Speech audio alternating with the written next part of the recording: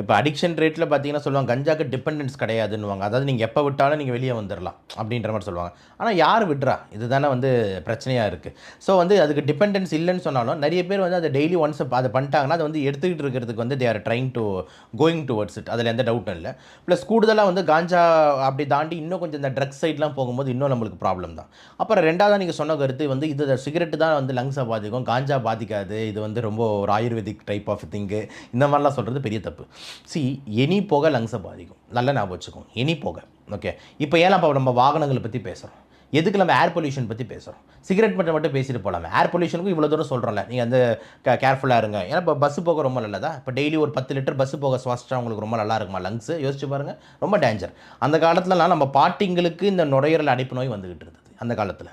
ஏன் அப்படின்னு பார்த்தீங்கன்னா, நம்ம அந்த காலத்தில் பாட்டிங்க வந்து இந்த விறகடுப்பில் சமைப்பாங்க. எங்கள் பாட்டிக்கெலாம் ஞாபகம் இருக்குது எனக்கு. சின்ன வயசில் இந்த கட்டையெல்லாம் போட்டுட்டு அந்த ஊதுகோயில் மாதிரி இருக்கும், உஃப்னு ஊதுவாங்க, அந்த புகைங்கெல்லாம் வரும், வரட்டி எரித்து சமைப்பாங்க ஓகேங்களா. கிருஷ்ணாயில் ஊற்றி சமைப்பாங்க அந்த அட்டைகள்.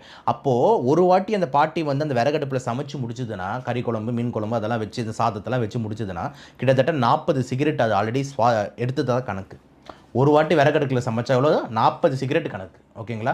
அப்போ வீட்டுக்கார் வெளியே போய் 30 சிகரெட் அடிச்சுட்டு வருவார், இந்த பாட்டி ஒரு சமையலில் 40 சிகரெட் அடிச்சிடும். அதனால தான் நிறைய ஓல்ட் ஏஜ் லேடிஸுங்களுக்கு இந்த ப்ராப்ளம் வந்து இருந்துகிட்டு இருக்குது. இந்த சிஓபிடி ப்ராப்ளம். இந்த கேஸ்ன்னு ஒரு திட்டம் வந்து இலவச gas whatever it is யார் கொண்டு வந்தாங்களோ, பட் அது வந்து ரொம்ப நல்ல விஷயம். ஏன்னா இந்த சிஓபிடி இன்சிடென்சஸை குறைக்குது ஓகேங்களா. இல்லை ஏகப்பட்ட பாட்டிக்கு அந்த நோயினால் இறந்துக்கிட்டு இருப்பாங்க.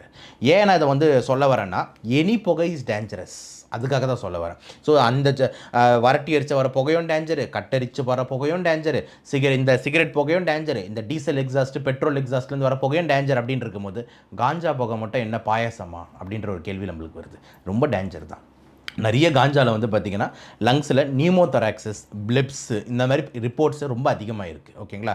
அதனால் காஞ்சா அதுவும் அவங்க நிறைய இருக்கிறாங்க ஓகேங்களா. ஒரே பஃபில் அந்த இது மாதிரி ஒன்று வச்சுருப்பாங்க, ஒரே இதில் அப்படின்னு நிறுத்துருவாங்க ஓகேங்களா. ஸோ அதனால் வந்து காஞ்சா வந்து டேஞ்சரஸ்னா கண்டிப்பாக டேஞ்சரஸ் தான். அந்த புகை லங்ஸ் எதுவும் டேமேஜ் பண்ணனா கண்டிப்பாக டேமேஜ் பண்ண வாய்ப்பு இருக்குது. அதில் எந்த மாற்று கருத்தும் வந்து இல்லை.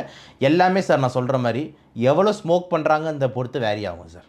ஒருத்தர் நிறைய அடிக்கிறான்னா ஈஸியாக டேமேஜ் ஆகும் சார், ரொம்ப கம்மியாக அடிக்கிறான்னா கம்மியாக டேமேஜ் ஆகும். அதனால் கம்மியாக அடிக்கிறவங்க வந்துட்டு எனக்கு ஒன்றும் ஆகலையே அப்படின்ற விவாதத்தை பண்ணாதீங்க. நீங்கள் வந்து பண்ணுற தப்பான கருத்து அதிகமாக அடிக்கிறவனுக்கு வந்து ஒரு கான்ஃபிடென்ஸை கொடுக்கும் ஓகேங்களா. அதனால் எனி ஸ்மோக் இஸ் டேஞ்சரஸ்ன்றது தான் நம்ம வார்த்தை.